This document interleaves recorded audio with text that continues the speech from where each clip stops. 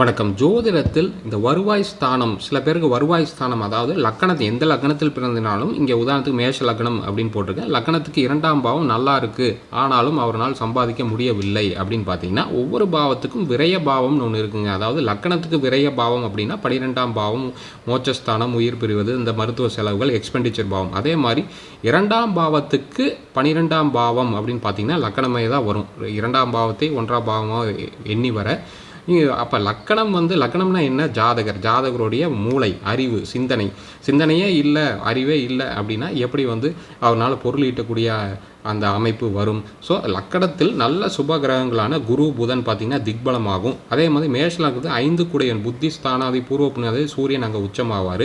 குரு திக்பலமாகும், பாக்யாதிபதி. அப்போ 1, 5, 9 பாவங்கள் நல்லா இருக்கணும். இதை பற்றி முழு வீடியோ நம்ம சேனலில் போட்டிருக்கோம், சப்ஸ்கிரைப் பண்ணிட்டு பாருங்கள். அதே சனி, செவ்வாய், ராகு அல்லது கேது இருந்துன்னா சிந்தனை வலு இழக்கும். நன்றி.